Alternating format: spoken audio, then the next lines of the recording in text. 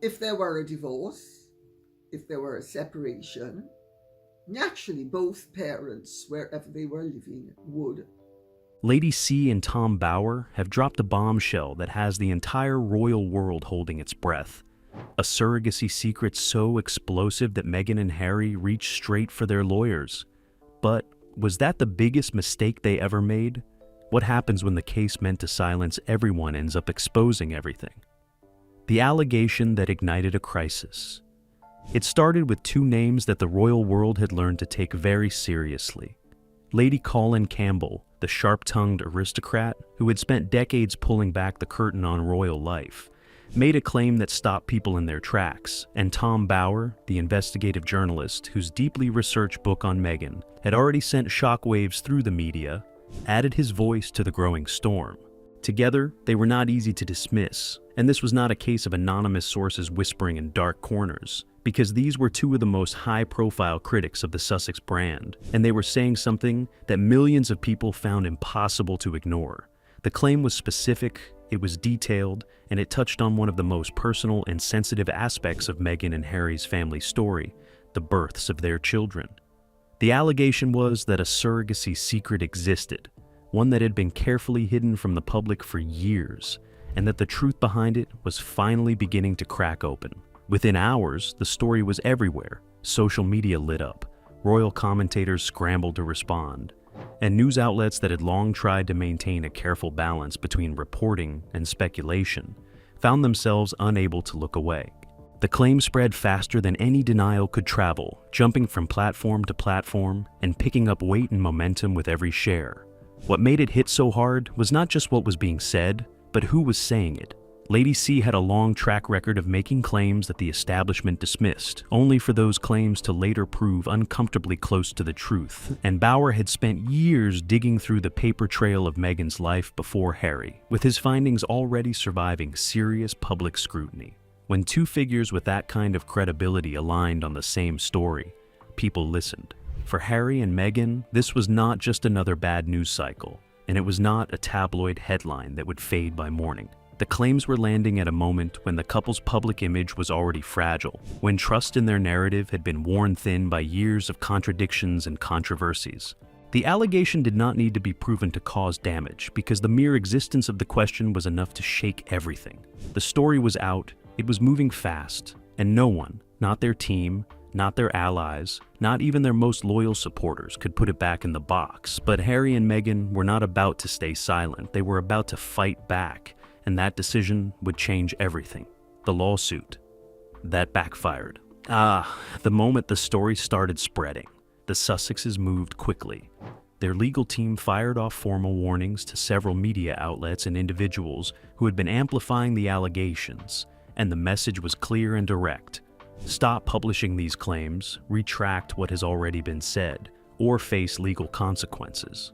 It was the kind of aggressive legal response that had worked for the couple before, because Harry had won cases against British tabloids, and Meghan had forced a newspaper to apologize and pay damages over a private letter. Their lawyers were battle-tested, and the strategy made sense on paper. Hit the story hard, hit it fast, and make the cost of repeating it too high for anyone to risk. But this time, something went wrong from the very beginning. The problem was not the strength of their legal team, the problem was the law itself.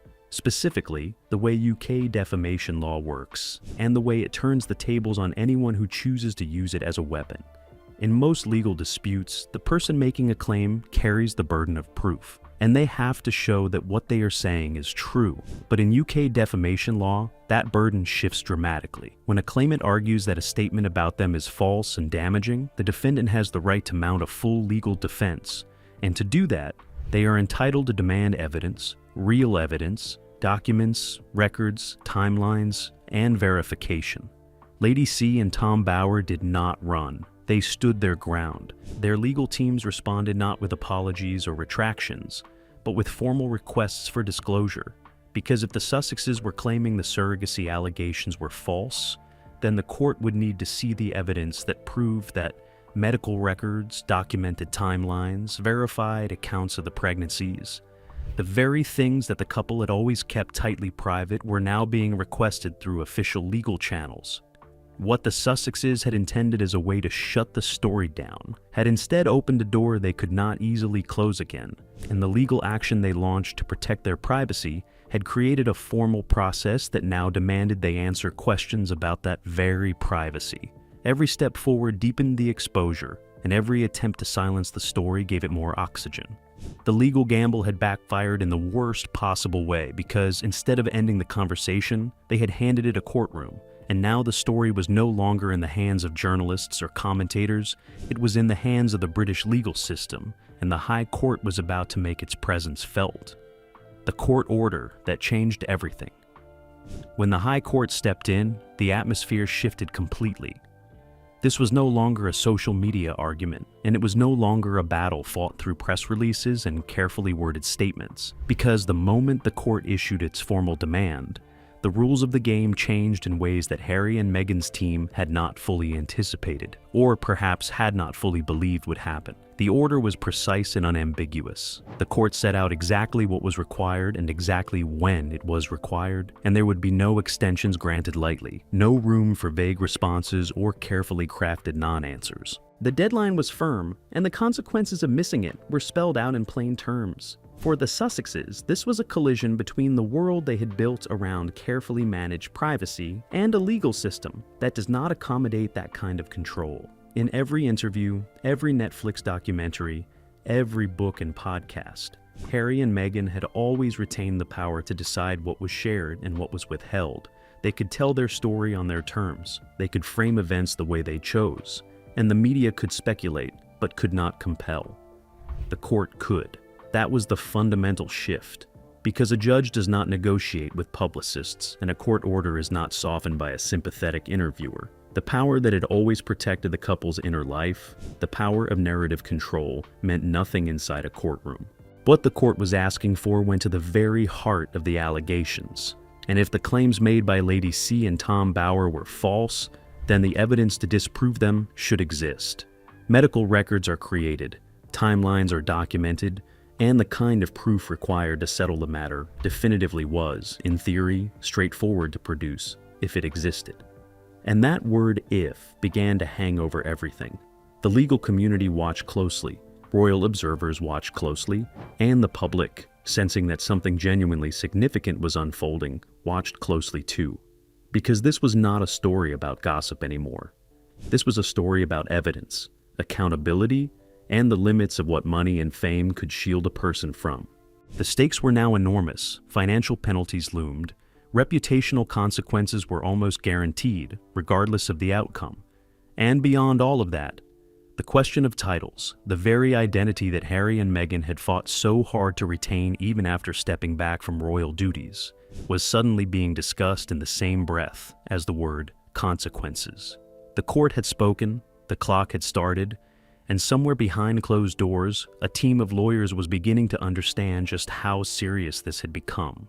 And what that team was about to discover in the records and files they searched through would raise questions that nobody had a clean answer for. The investigation that found nothing. When Tom Bower's team began digging, they expected to find something. That was the reasonable assumption, because in most legal disputes of this kind, the evidence exists somewhere, filed away in a hospital system, recorded in a doctor's notes, logged in the kind of administrative paper trail that modern healthcare quietly generates around every patient and every procedure. Bower had built his entire career on following that kind of trail, and he was good at it.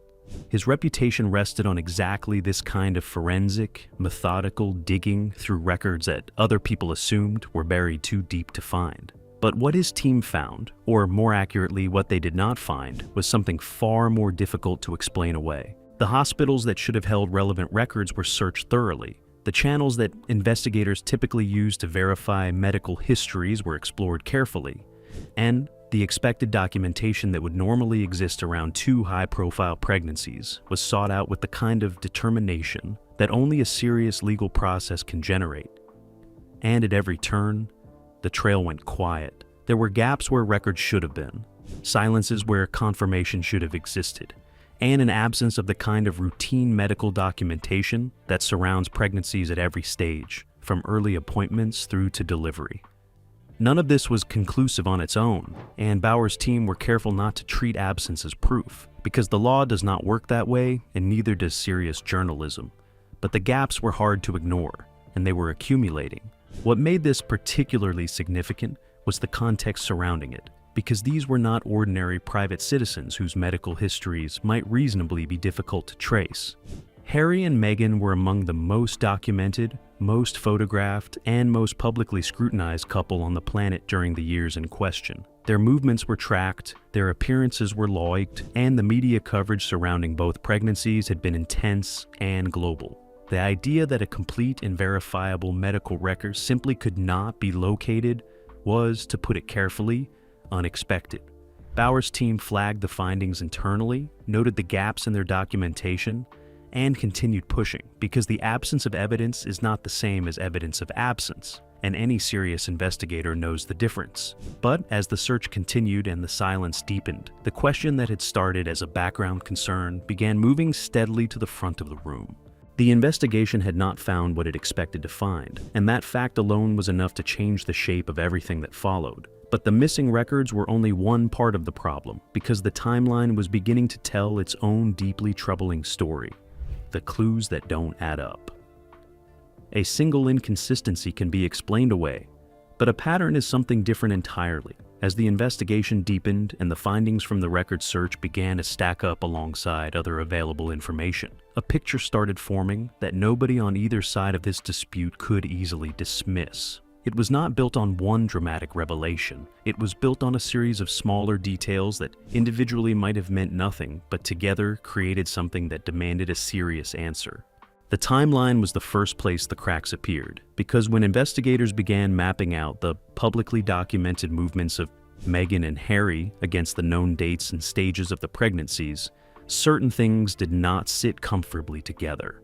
Travel records showed the couple in locations and at events that raised quiet but persistent questions about what was and was not physically possible, given the timelines being presented. These were not wild accusations. They were documented facts, dates, photographs, public appearances, laid against an official narrative and measured carefully. Witness accounts added another layer of complexity, because people who had been in close proximity to Meghan during key periods of the alleged pregnancies began to surface with recollections that did not always match what had been publicly stated. Some of these accounts were secondhand, some were more direct, and not all of them could be fully verified. But the consistency of the questions they raised was difficult to set aside entirely. Physical details observed in photographs and public footage also drew scrutiny. And while this kind of analysis carries obvious limitations and risks, the volume of commentary from medical professionals and ordinary observers alike was significant enough that it could no longer be treated simply as fringe speculation. These were people applying genuine professional knowledge to publicly available material, and their conclusions were not all pointing in the same direction as the official story. What made the cumulative picture so difficult to ignore was precisely its cumulative nature, because each individual clue had a possible innocent explanation. Each inconsistency could theoretically be accounted for, and each question could in isolation be waved away as the product of an overactive public imagination. But, taken together, laid side by side in the cold light of a legal investigation, they formed a pattern that serious people were treating as serious evidence. The Sussexes had not yet been required to answer any of this directly. But that window was closing fast, because the court had already seen enough to sharpen its demands considerably, and what the court was now preparing to ask for would leave absolutely no room for carefully managed silence. The legal trap tightens. By this stage, the legal process had moved well beyond the opening exchanges. What had started as a defamation action intended to silence a story had evolved into something far more dangerous for the Sussexes, because the court was no longer simply managing a dispute between two parties. It was now actively demanding the kind of evidence that would either settle the matter completely or expose something that could not be walked back. The formal demands issued by the court were exhaustive and deliberate, and they covered three core areas that went directly to the heart of the allegations. Full medical records were required, not summaries, not statements from representatives, but the original documentation generated at the time appointment records, clinical notes, delivery records, the complete paper trail that any pregnancy involving a real patient in a real medical facility would automatically produce. DNA verification was also requested, because in a dispute of this nature, biological confirmation is the kind of evidence that removes all ambiguity and leaves no interpretive space for either side, and a complete pregnancy timeline was demanded, one that could be cross-referenced against every piece of public information already in the court's possession. The structure of these demands was not accidental because together they formed a legal framework that was almost impossible to satisfy partially, and the court had made clear that partial compliance would be treated the same as non-compliance. Every missing detail, every gap in the documentation, every item that could not be produced in the required form would be counted against the Sussexes automatically, and the consequences of that automatic ruling were severe. This was the trap, and it had been built not by their enemies but by their own decision to pursue legal action, because by filing the defamation claim, they had placed themselves inside a process they could no longer control or exit cleanly. Walking away now would itself be interpreted as a significant admission, and pressing forward without the required evidence would lead to the same outcome through a different route. Meghan, in particular, faced what legal observers were calling a brutal and inescapable choice, because on one side sat the privacy she had guarded with extraordinary care across years of public life, and on the other side sat the proof that the court was demanding, and the two could not coexist indefinitely inside the same legal process. The trap had not been set by Lady C or Tom Bower. It had been set by the law itself, and it was tightening with every hour that passed. The palace, or steps back, there was a moment when Harry and Meghan might have hoped the palace would intervene. It would not have been an unreasonable hope, because whatever the tensions and fractures that had defined their departure from royal life, the royal family still carried weight that no private legal team could replicate. And a quiet word from the right person in the right place had historically been enough to make uncomfortable stories disappear before they reached a courtroom. The machinery of the monarchy had protected far more complicated secrets than this over the centuries, and those who understood how that machinery worked knew it could move quickly and decisively when it chose to. But it did not choose to, not this time. The palace's position became clear through its silence, which in royal circles communicates just as powerfully as any formal statement. And the message being sent through that silence was unambiguous. There would be no financial support extended to cover the mounting legal costs, no public statement of solidarity, no private diplomatic pressure applied to make the case go away quietly. The institution that Harry had once been a central part of, and that Meghan had married into with such fanfare, was watching from a distance and keeping its hands firmly in its pockets.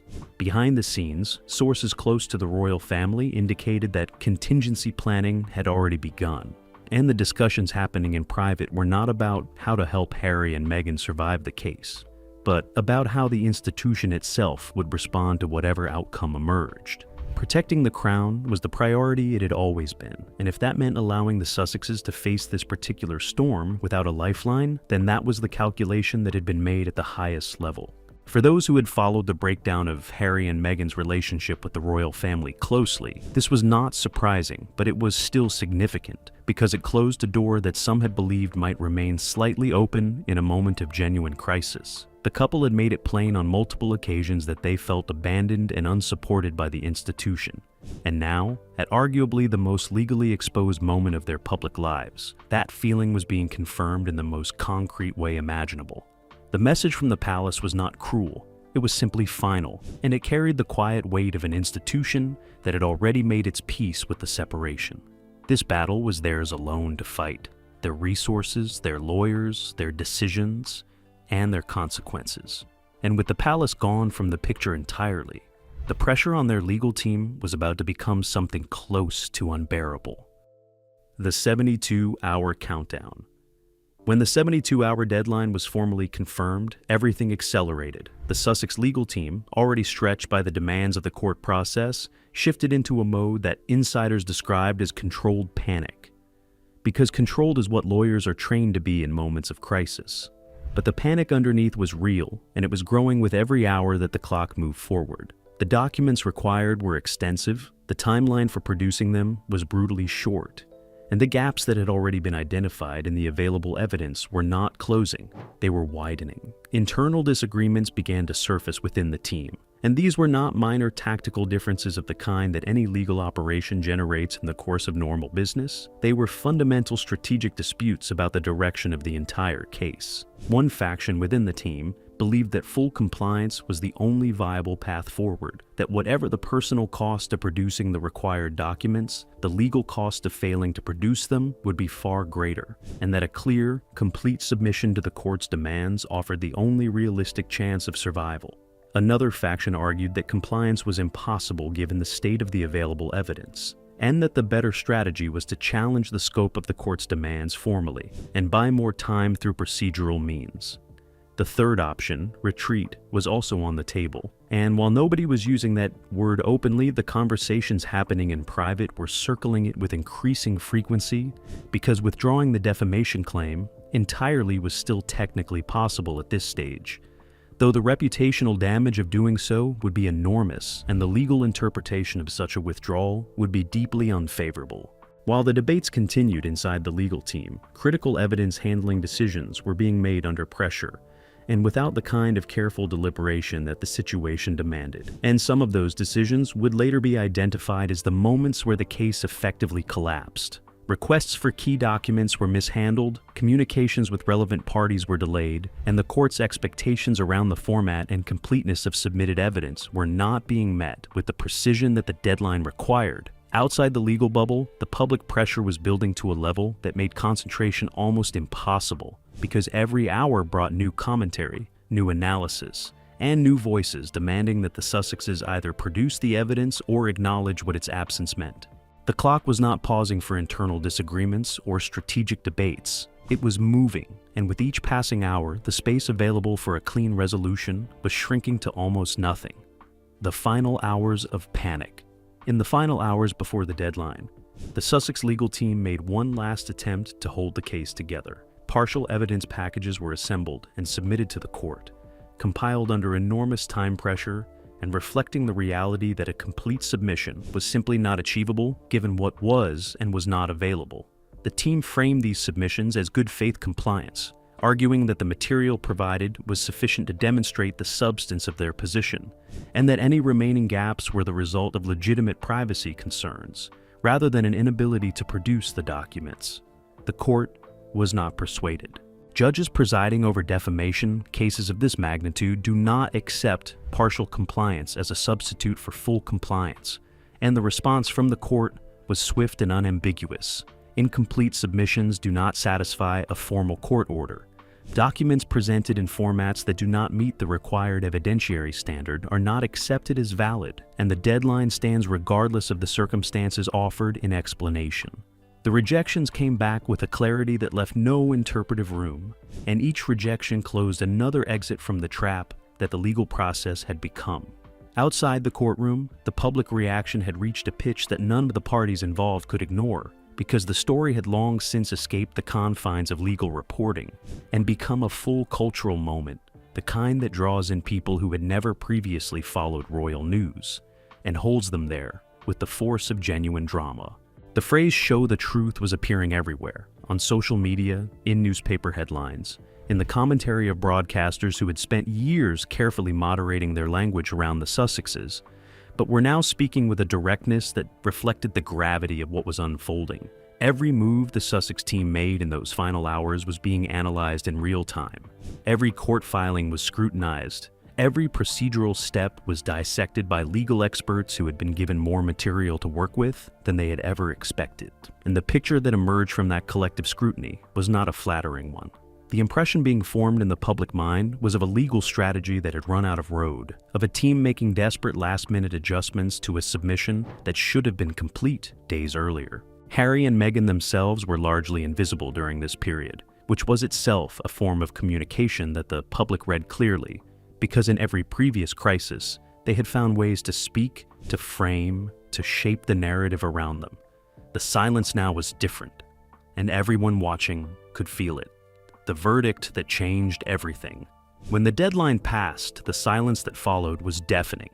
There was no last-minute submission, no dramatic court filing in the final minutes, no 11th-hour evidence package that changed the shape of the outcome. And the court, having waited with the patience and precision that the British legal system is built upon, moved forward with exactly the consequences it had promised from the beginning. The ruling came down with the kind of quiet, institutional certainty that is far more devastating than anything loud or theatrical, because it carried the full weight of a process that had been followed correctly and completely, and there was no procedural angle left from which to challenge it. The Sussexes had failed to comply fully with the court's demands, and the ruling reflected that failure without sentiment or softening. The financial consequences were immediate and significant. Legal costs alone ran into figures that would have been painful for almost anyone, and the additional penalties attached to the ruling compounded that damage considerably. For a couple who had spent years building a commercial empire in America, designed to sustain their independence from both the royal family and the British establishment, the financial blow was not fatal, but it was serious, and it arrived at a moment when several of their major business ventures were already facing uncertainty. The reputational damage was harder to quantify but easier to feel, because the story that Lady C and Tom Bower had put into the world had now been processed through the British legal system and had emerged on the other side not discredited, not dismissed, but strengthened by the very legal action that was supposed to destroy it. The attempt to silence the story had instead given it a credibility that no amount of media coverage alone could have generated. The question of titles, which had hovered over the entire proceeding, remained formally unresolved, but practically damaged, because the associations now attached to those titles were ones that the palace would find increasingly difficult to ignore in the months ahead. But beyond the money, beyond the titles, beyond the legal record that would now follow this case through every future reference to the Sussex name, the most lasting consequence was the simplest one. They had gone to court to prove the allegations were false, and the court had found them unable to do so. In the end, the absence of proof had not just spoken, it had echoed, and that echo was not going to fade quietly.